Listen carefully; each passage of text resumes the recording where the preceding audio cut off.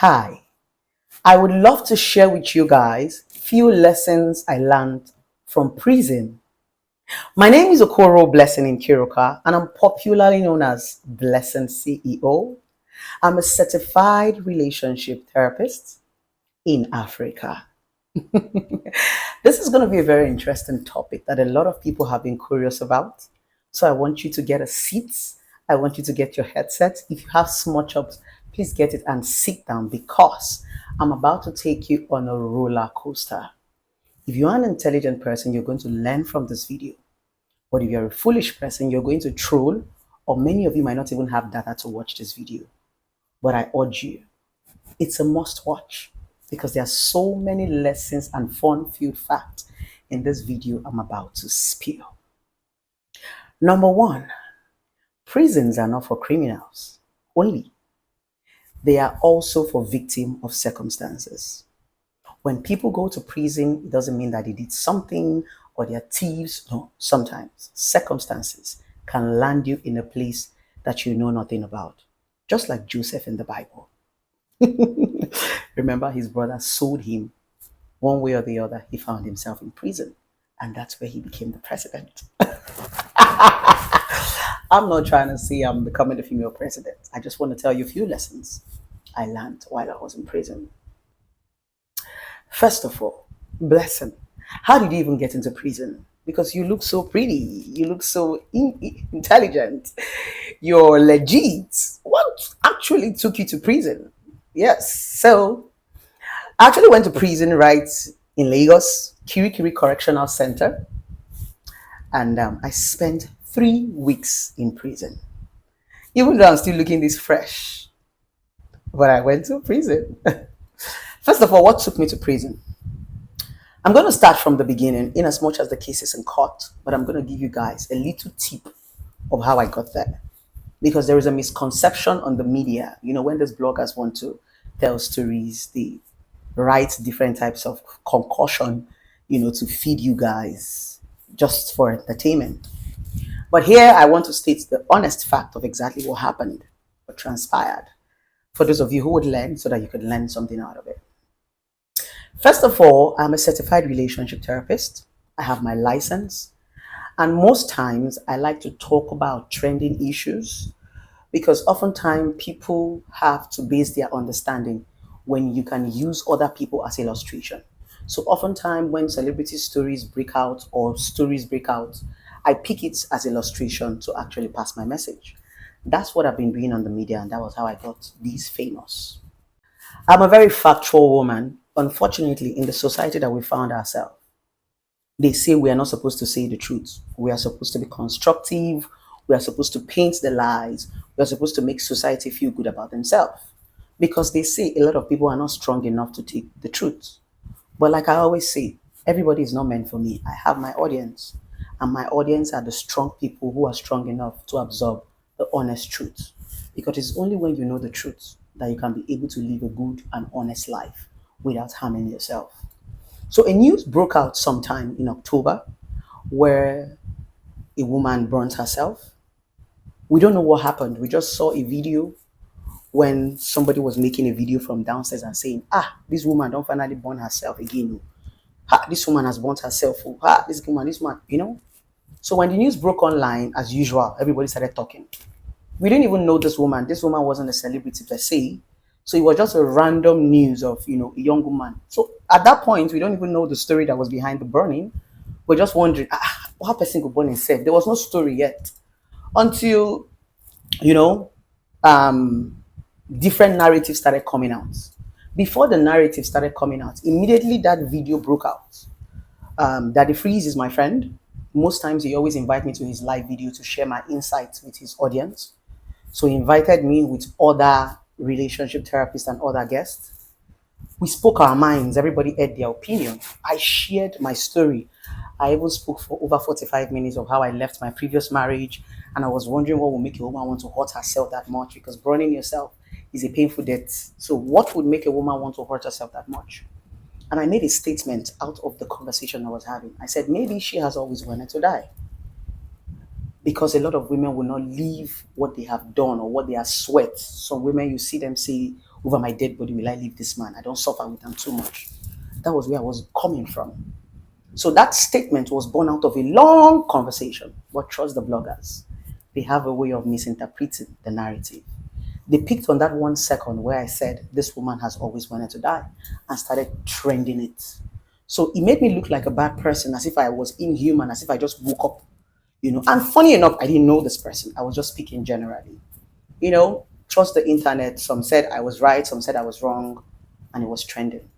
Meanwhile, to quickly add, before the story broke out, I didn't know the man, I didn't know the woman, I have never heard of them in my entire life.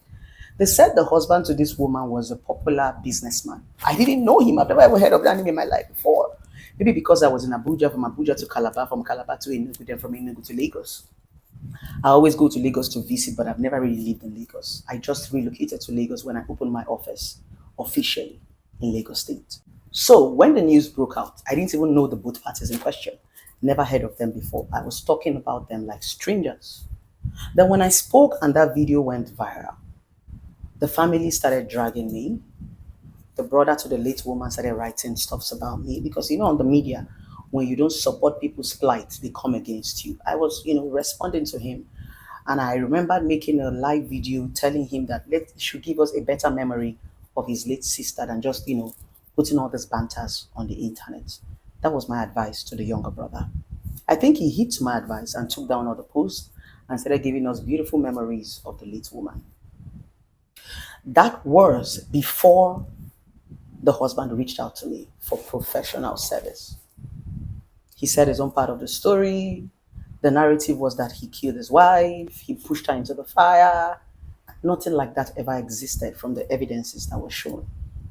Unfortunately, I'm a relationship therapist. Or fortunately, I'm a relationship therapist, and I see a lot of things that happen behind closed doors. So from there was nothing like that. It was just maybe, when a family is grieving, it's always easy for you to put the blame on somebody else. So I started speaking on this man's behalf because he was not really a very outspoken person. Unfortunately, Nigerians changed the narrative. Because a man was involved, automatically, Blessing was sleeping with this man before he lost his wife. Blessing is his side chick. I started getting dragged. But I'm so used to being dragged because I'm controversial. But I knew within myself that I didn't know these people from Adams. Maybe that was what was giving me the guts, because if I had known these people from Adams, trust me, I'm smart enough not to come public. But I was doing this because I knew there was no string attacks, there was no personal feelings. I've never heard their name before. The narrative changed and the Nigerians began to drag. Started saying all different kind of stuffs as usual. So long as a man is involved and a woman is involved, a lot of Nigerians already have the narrative that once a man and a woman is involved, they have to be sex. So they already painted the picture that I was having something. In fact, I connived with the man. There was nothing they didn't say. I read it and I just laughed because the man and I know that I don't even know who he is. I was even asking people, who is this guy? They said this guy is famous. Who is he? I was calling my friends, who will this guy be? They're not telling me stories. I was like, really? I don't know him. I've never heard of the name before. Maybe because I'm not a Lagos G. So welcome to Lagos. So the G started flying around, and the media started dragging. When the media started dragging, I decided to let the matter be. I kept quiet about it and said, okay, since the media want to turn the narrative into something else, let me do my job privately and see how I can assist this man in my own way, because I know a lot of things that have happened behind closed doors. So from that period, I kept quiet and went about my business. So one day, I got a WhatsApp message from a strange number. And when I opened the WhatsApp message, it was an invitation from the Nigerian Police Force, Banti, Yaba. Immediately I got the message. The person just sent me the letter without any word. I called the number. I said, who are you? He said he's an IPO. His name is so and so person. He's from Banti, that I'm invited. That is a case that they would like my input. I said, fine. I wasn't in town as of that period. I told him as soon as I come into town, I am going to come see the police, because the letter was very, very official and cordial and warm. I'm going to put the letter on this video. So I was not around. So the IPO kept calling me. I told him, don't worry, once I come into town, I don't run from police. I'm a public figure and I've worked with the police before. So when I came into town, I called my lawyer and my personal assistant and we drove to Banti. When I got there, I realized that somebody had reported me at the homicide session. They gave me the petition that was written against me. The person accused me of, conniving with the late woman's husband to kill her. There were some very, very strong allegations. And I asked the police officer, this person that wrote this stuff, does this person understand that there's also an implication for false allegation that you're lying on somebody? Because I know I've never met these people before and I don't know them from Adams. He asked me to write my statements. After writing my statements, I've never met them before. I don't even know this man in question. I don't even know this woman in question. Never met them before. The story was just an internet story. I dropped my own opinion. I wrote my statements and they granted me bail and I left. So they gave us another date to come because the woman in question wasn't available the day I came. She's based in Abuja. So they called her. We fixed the general date and she agreed to the date. On that date, I came with my lawyer. Before I got to the police station on that very fateful day, the IPO was already calling me. Where are you, madam? The complainant has been here.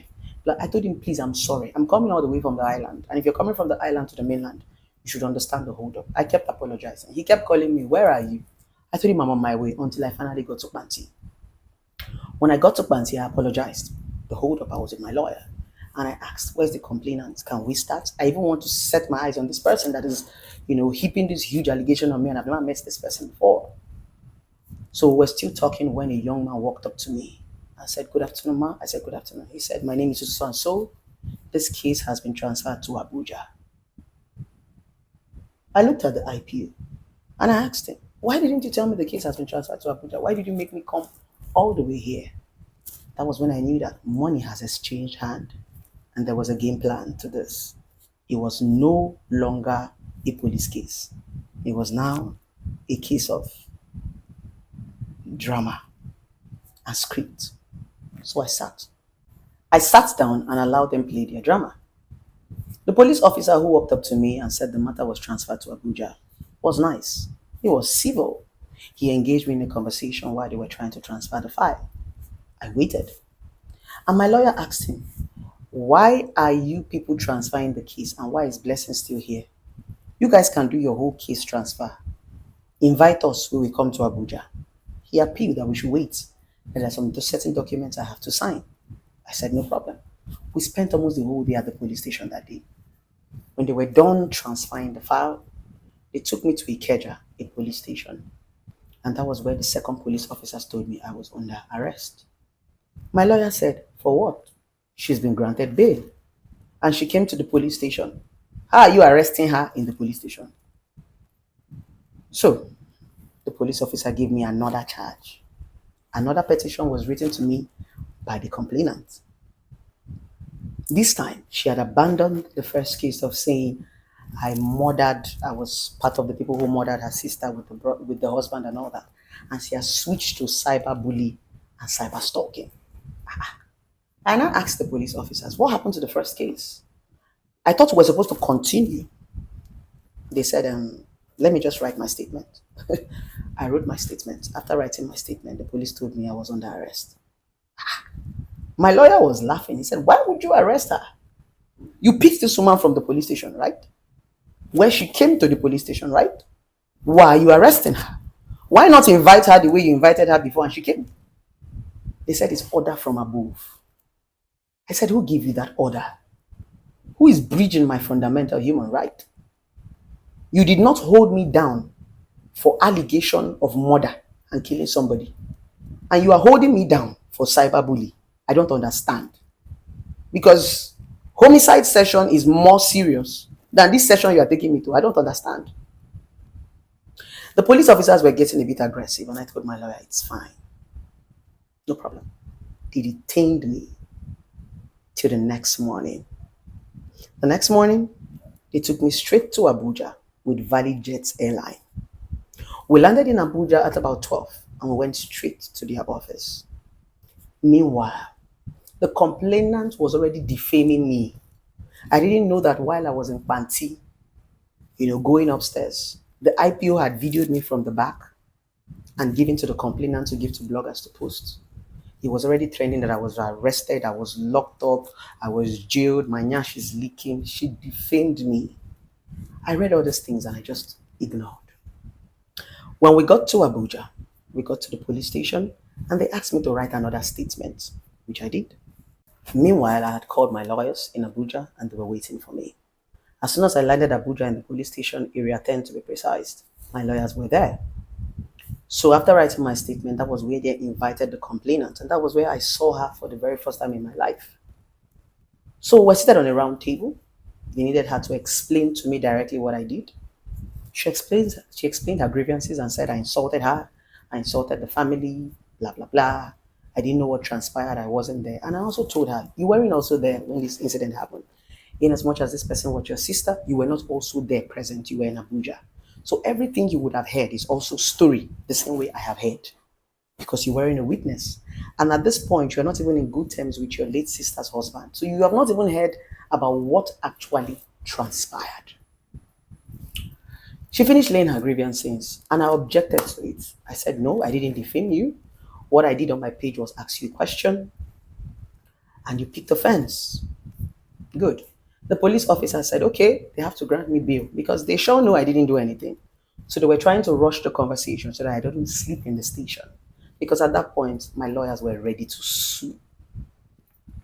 So the police gave us another date to come and granted me bail. Before we left the gathering, I said to the IPO who was seated right beside me, I said, this woman seated right here does not want justice for her late sister. What she wants is clout. Those were my words to the police officer. The police officer said, how do I know? And I told the police officer, as we are seated here right now, this woman has taken picture of me and is going to paint a wrong narrative to the bloggers. He said it's not possible. Nobody can snap you in the police station. Meanwhile, as I got into the police station, they collected my phones. I didn't have access to my phones because they said when you're in the police station, you don't make calls. I said, fine, but this woman had access to her phones. I knew she had taken pictures of me because that is always what she wanted to prove. She needed to give bloggers this picture to prove that I have arrested Blessing. The police officer told me that it's not possible. I said, fine. They granted me bail and I left that same day back to Lagos. 2 days later, I saw my picture online on Gist Lover where I was seated and the IPO was seated beside me. This woman had given the bloggers my picture right in the police station. She took me a picture beside the IPO. No, in as much as you might be laying some allegations against me, don't breach my fundamental human rights. You can't be accusing me of defaming you and cyberbullying you while you are actually the one cyberbullying me. I have never taken pictures of you before. I have never insulted you before. I have never snapped you one-on-one before. I have never recorded you before. Why are you the one bringing police, arresting me, and still recording me at the same time and defaming me in the minds of bloggers? That was what I kept wondering. How come this woman is using the law, yet she's still a clout? Choose one. If you go to the police, it simply means you trust the police enough to get you justice. Why are you clouting? Why are you taking pictures of me? Why are you declaring me a criminal online when I'm not a criminal? Police have not declared me a criminal. You laid an allegation against me. The police is still investigating. You are snapping me right in front of police officers and giving it to bloggers. I quickly called the police officer. Immediately I saw my picture. The police officer said, oh no, it's not possible. We're going to do something. They didn't do anything. I said, okay. Within that period, I felt ill because I slept in the police cell and mosquito had bitten me. So the next time they invited me to Abuja, I couldn't come. So I reached out to the police officers and sent them my doctor's report that I wasn't feeling too well. They actually sent their regards and chose another date. They gave me 20th to come. During that 20th they gave me was after election, after the Xmas period. I appealed to them that, we had traveled to the village, we had spent money, and the road is rough now. Why don't you fix a more suitable date? And I'm not financially buoyant because everything happened in Lagos and this woman took this case to Abuja. I have to fly myself, I have to feed myself, I have to put myself in the hotel, I have to sort some certain things out if I'm in Abuja. I'm not financially capable at that point in time. The police said, okay, we will choose another date. Meanwhile, when I saw that the police wasn't doing anything concerning the picture of me that was all over the internet, I reached out to my lawyer. And my lawyer said, we are going to sue for my fundamental human right. We actually sued the police and sued the woman in question for 50 million naira for breaching my fundamental human right. We actually served the police, we served the woman in question, and that was where the game changed. Immediately we sued the police and sued the woman. That was when police got angry. The IPO actually called my lawyer and was saying different types of stuffs because we did not just serve the IPO, we served it directly to their boss. So he was upset. That was where the story changed. Immediately, they blanked me off. My lawyer had already told me, for you to sue police, you have to prepare because they will come for you. But I didn't know that coming from me was going to be this fabricated drama that they displayed on the internet. I said, I'm ready because you cannot watch another civilian breach my fundamental human. If it was police that snapped me, better. But a civilian like me cannot breach my fundamental human right and still be accusing me of defamation of character. I don't know the connection that she have or the money that have passed through different pockets.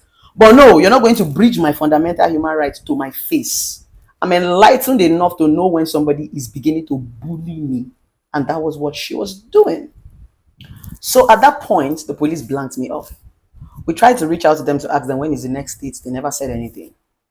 On a fateful day, after about a week or two, a strange number called me and I picked. He said, "Good afternoon, Mama. I have a letter from you from Ikoyi High Court." I said, "Okay.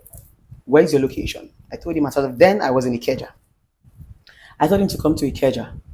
By the time the man had gotten to Ikeja, I had left Ikeja because it took him a while. Maybe he used bus or the Lagos hold up. So when he called me and told me he was in Ikeja, I apologized and told him, "I'm so sorry. I have left Ikeja. But this is what I would do because I know that I have inconvenienced you. Pick a cab. I will pay for it." I gave him my office address to bring the letter to my office. I texted the office address to him. I waited for him in the office for over an hour or two. He didn't show up. So I went for another meeting. By the time he got to my office 4 hours later, I was not around. When he got to my office, he called me and said, "Madam, I'm in your office." I said, "Oh, I have left the office. What took you so long?" He said, "Hold up." I told him, "Okay, good. Give it to my receptionist or give it to my personal assistant. He will sign on my behalf. Then send me your account number. Let me send you the money for the transport fare." He said, "No, that they said he has to give me the letter one-on-one." Wow. I started wondering what kind of letter did they want to give me one-on-one. I told him, "Okay, hold on." I called my personal assistant and said, "What's going on?" She said, "Ma, this man is holding camera. I don't know what he wants to do with the camera." I said, "Camera again?"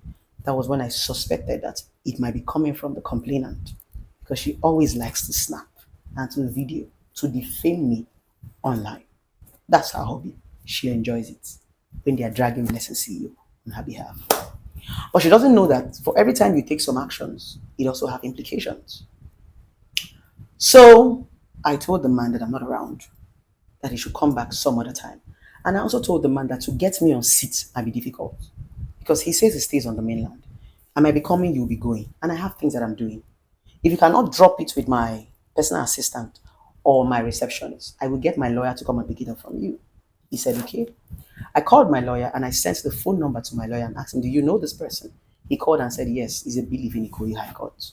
He called the number and told the guy, "This letter, I want you to bring it to me, or can I come and pick it? She's my client." The guy said no, that they instructed him that he must give it to me one-on-one.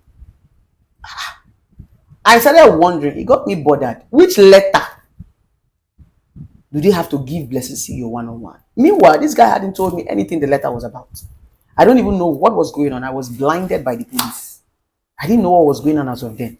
And I started asking my lawyer, which kind of letter be this one where they won't give me? Where they know if you give another person? It got me scared. Scared and worried. I was scared and I was worried. What kind of letter is this one? You know.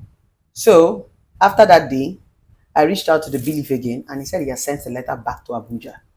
That it's not him that is handling the letter directly, that they gave him the letter from Abuja to serve me in Lagos. I said, "Fine, no problem." So he said he has sent the letter back to Abuja. I called my lawyer in Abuja and said, "Go and find out what this letter is about." These people refuse to tell us what they serve, where they serve. We don't even know what was going on. So my lawyer started going from court to court. It was from one blog that I heard that I have a criminal case. There is this blog that the complainer used to pass her rumor, QT juice or whatever. So it was from the blog that I read that, "Blessing, you have criminal case. Go and answer your criminal case." When I read that, I saw this nuisance, Uche Madago, saying, I did wait for you for Intercontinental, I did Transcorp, we did wait for you for court, threatening me online. So I was like, what's this criminal case about? I thought she had filed another petition. So at that point, I was confused. So I told my lawyer, can you find out what is happening? I don't know what I'm reading on blogs. So my lawyer started going from court to court until he finally got to court 5 and found out that there was a criminal charge the police charged me for. This civil matter, when we see the talk for round table, we will say make we resolve. Now don't rush go courts because a blessing sooner for a fundamental human rights. Really? How this case they turn to criminal case? Interesting. All right. Fine. I told my lawyer, get the criminals, let's know what they want. The registrar refused to give the case to the suit to my lawyer. I even wrote officially. My lawyer in Lagos wrote officially. My lawyer in Abuja wrote. They refused. They say it must be me. I said, are these people expecting me to fly from Lagos to Abuja to come and collect letter? Is that how rich they told people that blessings? You give it to my lawyer. The registrar even said he wants to see me on video call. I called on video and I said it recorded. Give it to my lawyer. He even asked me to sign my signature again to confirm that the letter I wrote to them and my signature is the same. I did. They still refused to give me the letter. It was on the blog I was still hearing blessing is supposed to be arraigned today. I did not still understand what was going on. I told my lawyer, okay, since they refuse to give you the letter, leave them now. When they finish their drama, because the right thing that is supposed to be done is you will serve. I don't even know what they were talking about. I have not even seen any letter. So I was just chilling and waiting for them to finish their drama. Let me at least see what they're accusing me of. I was just reading it on blogs like a rumor. And this blog is a small blog. It's not a reputable blog. So it was still coming off as a rumor. So I ignored them. 3 days later, I was driving my client to court. He had the case in the Ikeja High Court. As I dropped him in court, I wanted to leave with my manager. Some police officers ambushed me and said, I'm invited to Ikoyi High Court. They've been invited to bring me to Ikoyi High Court. Nobody told me I was under arrest. So immediately the police officer said I was invited to Ikoyi High Court. I already knew it was the case, but I didn't know what the case was about. Because immediately he said Ikoyi, the belief ringed in my head that that letter was coming from Ikoyi High Court. If you noticed, I followed the police officers quietly. This woman was making videos of me, calling me names, insulting me, prostitute, that shower husband, snatch, that dirty. There was nothing she did not say in public. She defamed me, but I refused to say a word. She and her mother was raining insult on me. The police officers were even telling them, it's okay, stop insulting her, stop videoing her. She was making videos of me. I was telling this woman, stop videoing me. You are breaching my fundamental human right. Because nothing stopped me from also bringing my own camera. Nothing stopped me from also doing my own drama. But because I understand the law, I respected myself and walked in straight into the police van, just like the video you guys saw, why she made video. Have you ever wondered why she muted the voice of that video? That video doesn't have a sound. You guys just saw me walking into police van. She was insulting me, so she was smart enough to remove the voice from the video because she knows that when she posts it like that online, they will leave me and drag her. So she defamed me, videoed me, and insulted me in public. Called me a shower prostitute, husband snatch her teeth. Nothing she did not call me. I didn't say a word. The police drove me peacefully to Ikoyi High Court. When I got to Ikoyi High Court, they handed me over the seat. A prosecutor came and said, I'm so and so person, this is the allegation. I read it. And I'm like, I'm just seeing this for the first time. They refused me to call my lawyer. They collected my phones. I refused. I said I must speak to my lawyer. How can people just come and jack me and bring me to court? This is the first time I'm seeing this case. They said I refused service. I said, who said I refused service? That's not true. So at that point, money has breached hands now. So the prosecutor did not even want to hear what I was saying. The next thing, they forced me. I had to use my personal assistant phone to call my lawyer. My lawyer now told me that he's in court. Let him call other lawyers. They hijacked me to court with no lawyer. The registrar read the charges. And I said, I am not guilty. The next thing the prosecutor said, Blessing CEO should be remanded in Kirikiri for 2 months. It shocked me. It shocked me. I see they do my eye like this. I say, what did I do? It was still like a joke to me because I didn't understand. The judge agreed to it. And I said, fine. What would I do? My lawyers are not here. My lawyer said I should be patient. It's a bailable offense. I will get bail. So I was patient. I was just watching the woman. The woman still came to Ikoyi High Court to constitute nuisance. She still came to Koyi High Court to insult me and to brag. Blessing, she did tell you, say I go put you inside prison. She did, I don't do it. Power pass power. Really? Yeah. See, complain and don't turn to threat of life. Oh. This woman kept threatening me and saying I showed I was going to show you pepper. I told you I would take you to Koyi. I told you I would take you to Kirikiri. I told you I would lock you up. She was bragging. I didn't say a word. It was my manager that noticed that she was videoing me. You know when somebody's videoing and she didn't put the camera to my face because she wouldn't dare. She put it down. So my lawyer warned her. And she tried this in the High Court. So they had to walk her out of the High Court because she was constituting nuisance. Like play, like play, like play. Then police jacked me. Say, oh yeah, now time to go to Kirikiri. I was still smiling in the car. Like it was still like a joke. You know how people say deja vu.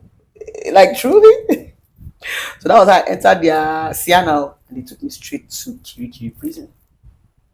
Immediately I got to the prison, I was shocked.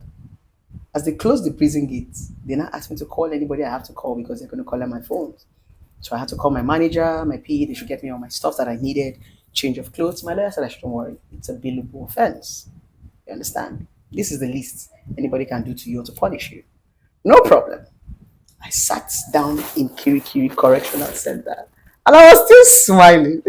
Funny enough, people actually thought, funny enough, I was still smiling. I was still smiling. My manager brought me my clothes, my things for shower and all that. It was when they locked that Kirikiri Correctional Center that it dawned on me that I was in prison. When they said, submit your phone, take off your jewelry. Okay, I'm in prison. I think that was where tears dropped down my eye. All the while I didn't see anything. Tears rolled down my eye. I'm like, wow. I felt defeated. I felt intimidated. I felt bullied. That night was hell. I cried all through the night like a little baby. I wept. I couldn't sleep. I was crying. I was wailing. In fact, the next morning, people in prison actually thought it was Bush baby. I cried. I've never wept like that in a very long time. I wasn't crying because I was feeling pain. I was crying because I felt defeated, intimidated for doing nothing. You know that point you go on the wish say, I actually wish I defamed this woman. I actually wish I did. As I'm here, I'll be here happily. I know that I did something. I didn't do anything. I didn't even say the woman defamed me, bullied me, and still brought me to prison. Interested. Oh, okay. The next morning, that was when they were supposed to do the admission and officially admit us, write our names, because we got to prison quite late. So it was people who were supposed to do the admission had gone home. It was in the morning, people started seeing me. Oh my God, let us see you. What are you doing here? Let us see you. I said cyber stalking, cyber bullying. I had fans. Oh my God, I love you guys. Wherever you guys are, Kirikiri, don't worry. For those of you who I'm coming through for most of you, okay? Like I said, everybody in prison are not criminals. Some people are victim of circumstances, businesses go wrong, one thing, one thing. If person want wicked, you know for Nigeria. Now police, and they use the wicked person. Yes, because police will throw you inside prison before hearing from you. They will throw you inside cell before hearing from you. They will break the law before you get to court. You know they will put you in prison before court will not give you bail and hear you. Court doesn't give you bail. Court have not heard you. Police will first put you in prison. You'll be chilling in prison. They remand you first before court will now hear you. And the most annoying part about this country is that they don't have compensation for those that they have bullied. If it's outside the country now, this suffer where I suffer. If I win the case, they will give me huge amount of money. But for Nigeria, you go suffer for nothing. So it's like these people now use the police to bully individuals. Once they just, pass, money through the back. That was what transpired between me and this woman. It was just money that was passed through the back, not what I did or what I said. I cried and cried and cried and cried until people started talking to me. My fans were talking to me until I now realized that not everybody in prison were criminals, because I was crying because why would you guys come and put me in front of criminals? And they were like, no. When people began to tell me their stories, I saw different personalities, huge personalities. In fact, personalities way big past me, I see them for inside prison. And when they began to share their story, it was circumstances. Anything can bring you to Kirikiri. It doesn't mean you did something. So There was this lady that came and told me, "Blessing, see you. I listened to you a lot while I was outside. You were my strength." I said, "Thank you." I said, "It's now time for us to encourage you. See Kirikiri as a boarding school. See that gate as the boarding gate that has been closed. But because they're going to give you bail, see it like, I did boarding school and I go single meet and break. You're going to be out of here in no time. Prison is your mind, it's not where you are. Because we had everything in prison. There was food, there was toilet, there was everything. The difference is that we did not have freedom. You didn't have access to your phones, you didn't have access to your loved ones, you were just restricted in an environment. It's like locking you up in a room. Exactly. So the woman spoke to me and said, "Zero your mind and enjoy this place because you're not going to be here for a long time. So enjoy it. You might never experience this again in your entire life. So make the best out of this moment." She said that. Bam! She gave me the drive I needed. Then I walked on my mind. I didn't see myself as a prisoner. I saw myself as a border, as an SS3 student. Prison was fun because there were lots of stories. People would come and gist you. You see different type of personalities. Weary, one, lele. Weary, normal people, they pack all of us. You say you're crazy. I actually thought I was crazy until I got to prison. That was when I knew that my madness had grade. I think I'm still in the grade one of madness because when I saw mad people in prison, I respect myself. Now me see person talk say this one, he dey Chris. I see Chris, I humble. My Chris, they learn. Where Chris, where I see for prison, I humble. Pim! People used to tell me in prison, "Blessing, you're so quiet." Why would I be quiet? I didn't talk in prison. I did more of listening.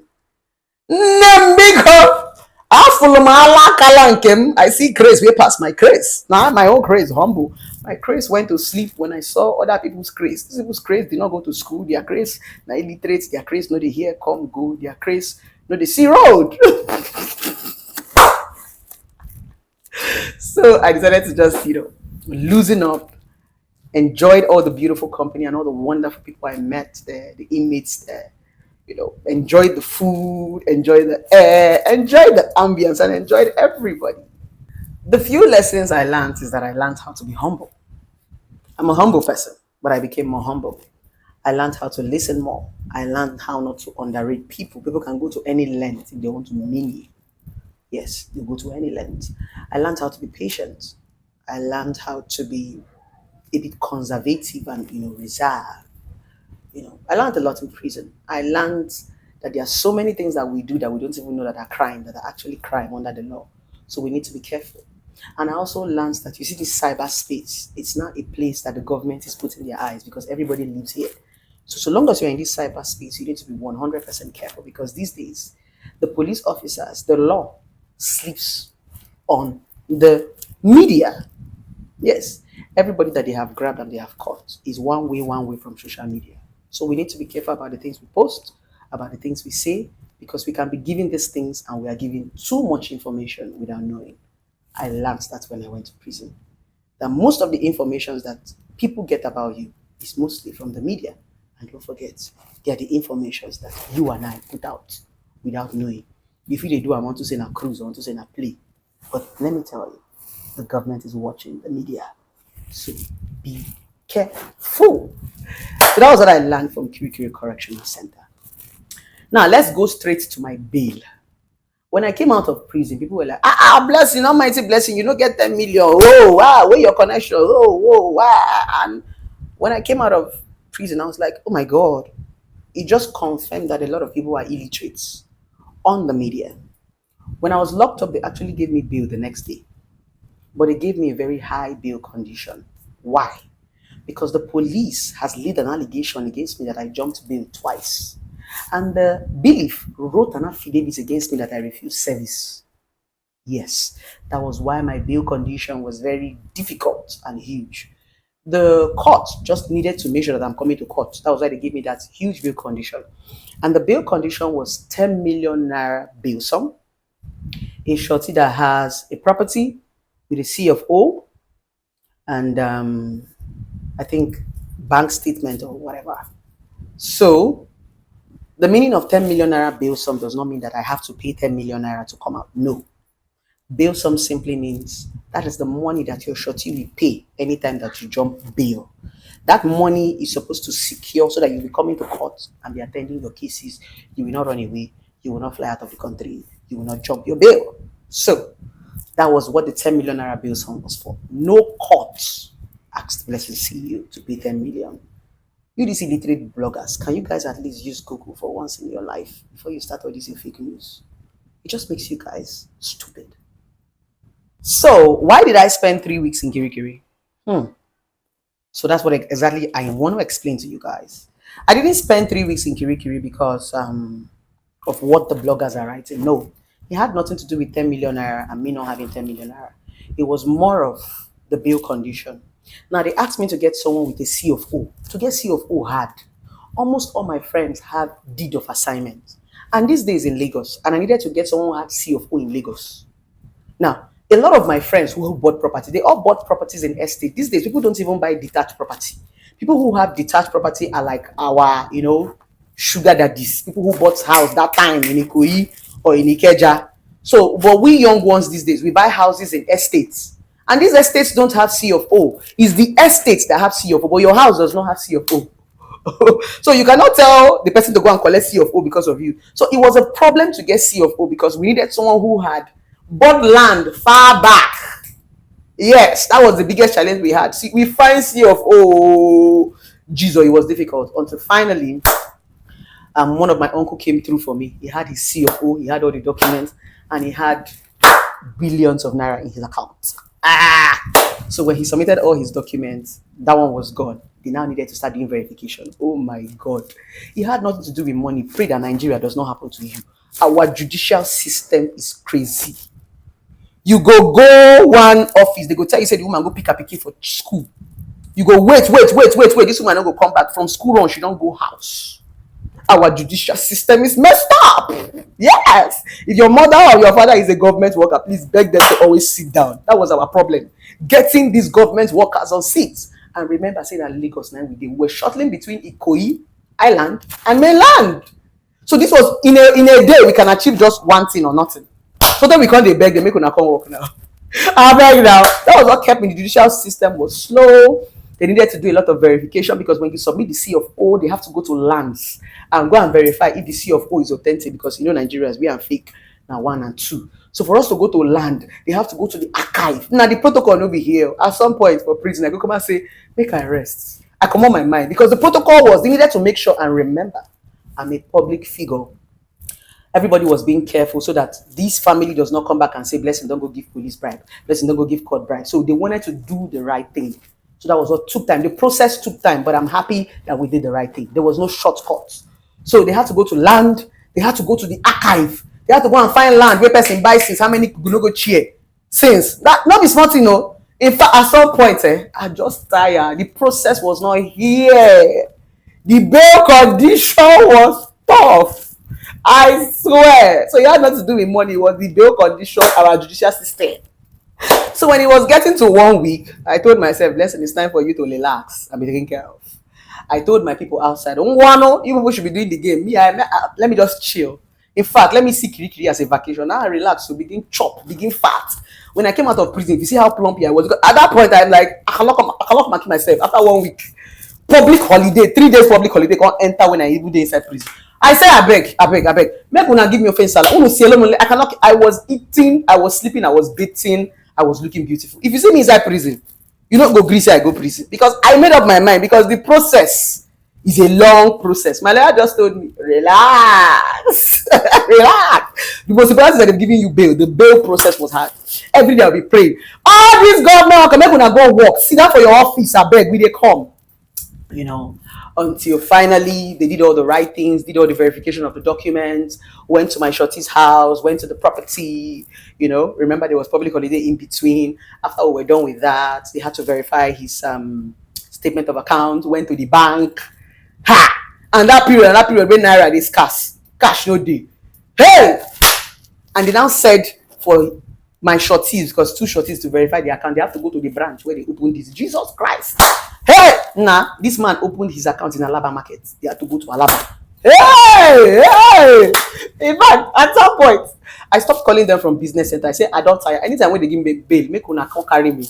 I know they call on again because every morning they'll tell you they hold up, third mainland bridge block, until finally they were able to meet up all the protocols and were able to do everything, partaking the bail. And I was out. Thank you so much to the Igbo community that came to Kirikiri for me. After 1 week, people come begin say, "Where team blessing do?" Because my people were telling me what was going on online. They give me waiting the trend. Blessing, everybody don't define you now. They say, waiting blessing do. Everybody that didn't like blessing, waiting she do. She keep person out. She talk. People started saying, "Oh, it was now so obvious that it was bully." But unfortunately, it wasn't them that was keeping me there. It was just the process, and I needed to fulfill those process. So when the Igbo community came to Kirikiri on my behalf, I was so excited. When you're doing something good, forget noise. And when I was in Kirikiri, trust me, I love every one of you that was in Kirikiri. They treated me right. The wardresses were so sweet. The in charge were so. In fact, they pampered me. In fact, even inside Kirikiri, they carried me like a celebrity. I swear to God. Thank you so much for the love you guys showed me. The love is real. Forget the noise. For real life, they showed me love. I didn't even feel prison. Anything that would make me feel prison. Everybody around me made sure I did not feel it. 24 hours ago, engage me for gist. I don't even know when nights don't come. We go sleep, we go pray for morning, we go wake up again. My friends go tell me, I'm going to go chop, we go do swallow. It was just sleep and fun. If I was bored, they say, I'm going to go live, we'll go read. There's even gym in Kirikiri. Yes, there's football field, everything there inside there. Anything you want to do. I cried. In fact, I had bonded with so many people there. They were even asking me, want to go again? They were shouting, blessed see you, don't forget us, we love you. I said, I will not forget you guys. I'm coming through for you guys. So they took me to the court where I had to sign. And like I said, for those people who have known me, I've always wanted to go to prison to do charity work. I swear to God, because charity work for me cuts in deep. A lot of people have done widow, single moms. Nobody have really touched prison. But when I remember Apapa, because Kirikiri is in Apapa, and that's the only female prison, Apapa, I go say, whoa, hey, whoa, hey, whoa. So God has a reason for taking me there. That place I refuse to go and do charity. He has taken me there by force to go and feel the pain that a lot of innocent people are feeling. A lot of people in prison are innocent. They did not do anything. Some people actually take them to prison just to punish them or to show might or to show power. So don't worry, lovers. For those of you there, I'm coming. I'm gathering something. I'm bringing teams of lawyers to be able to help those of you who don't have a voice, who don't have people to help them. Me, I was in prison. I had up to 3 lawyers running around for me. I had my PA, I had people making calls. They fly up and down. There was money to do the right things that were supposed to be done, to pay the transport fare that was supposed to be paid. What about people that didn't have anybody? People that didn't have anybody. People that didn't have anybody. That didn't even have anybody that have CFO. Me, I had somebody that came through for me. If it was deed of assignment, I would have had more than 25 properties because almost all my friends get house for Lagos. You understand? But now, CFO, that's the essence of once in a while. You have to have sugar daddy. Sugar daddy does not mean that you'll be sleeping with him, but you have to have all these old friends. You get why? You get why? And when you get problem like this, you're going to say, there's a reason for having old people as friends. They get used. CFO, now they get them. I hope you learned something from this video. I had to set the narrative straight because a lot of people have been saying, let's speak. We want to hear your prison experience. We want to hear this. We want to hear that. That narrative that was passed on the internet was just a defamation of character, just like the Onyeze story. I always tell people, your enemies will always want to believe lies. They know it's lie, but it makes them feel good because misery loves company. When bloggers are lying, people know that bloggers are lying. They just want to enjoy the negativity because at that point, that is who they are. That is what they are going through. A lot of people wish you bad. So they will do anything in their head to make that bad thing come through. So when they hear bad news about you, they are happy because it's like, oh, I talk calm. That day I talk calm, blessing, I talk calm. Yes, it doesn't mean that what they are writing about you, what they are saying about you is true. And when they said they wanted to pass the bill of social media control and all those stuff, we're fighting. But at this point, the bloggers are beginning to bully us and tell horrible lies against us. Celebrities are now the ones that are quiet. Now bloggers, they drag us, they lie. And the annoying part about this, their blogging business is that they lie. If you notice, real journalism, they don't post everything. It's not everything that Gistlover posts that Instablog will carry. Because Instablog now, they become a reputable journalist as a media house that if they say nonsense, you can sue them. So before Instablog will post something, They have to be sure. If you notice, Instablog posted about me when it was officially in court, and they took that thing from a newspaper. Because what this woman does is that when she wants, she'll make sure that newspaper carry it. She enjoy clouds. She likes, and I refuse to give her clouds. That was why ever since I came out of Kirikiri, I refused to talk about it. I did it intentionally because normally that's what people were expecting, so that she would trend. I refuse her to trend because immediately she started all this her clout business. She rushed go open business, open boutique, begin sell clothes. One can use me, the seller. As they don't give me the information, so this woman just use you clout. She rush go open boutique. I say I will never give you clout. And that's the reason why I've been quiet all the while. It's not because I'm scared or anything happened. No, I've been quiet because I don't want her to trend in Jesus' name. So I say, let me cool down when the matter don't die. Now I will talk about them. For those of you who are my lovers who want to know exactly what transpired, this is the story. So my next case is on the 30th of May, and that's when the case is going to start. We hope that the case go well. I have good lawyers who are going to stand on my behalf. I didn't defame anybody. I don't defame people. What I do is that I share my opinion. Unfortunately, if my opinion does not go well with you, I'm sorry, but that is just my opinion. Remember, my opinion is not your reality. Because I said something that I feel or the way I see life doesn't mean that that's the truth. Doesn't mean that that's the way it is, right? So it's just an opinion. The way you would drop comments and drag me, it doesn't mean that that's who I am.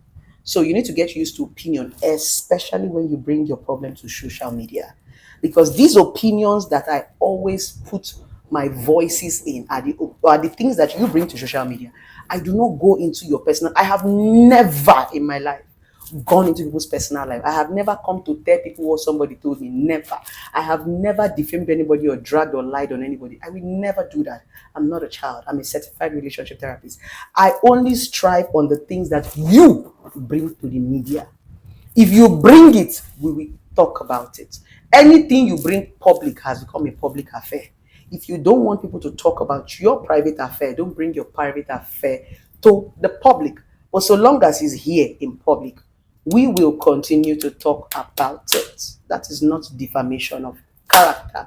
I think a lot of you need to go back and read your books and understand what defamation of character is. Dropping your opinion without insult, you're not defaming anybody. If you don't want people to drop their opinion on your personal and your private life, keep it private and leave the public space and the social media.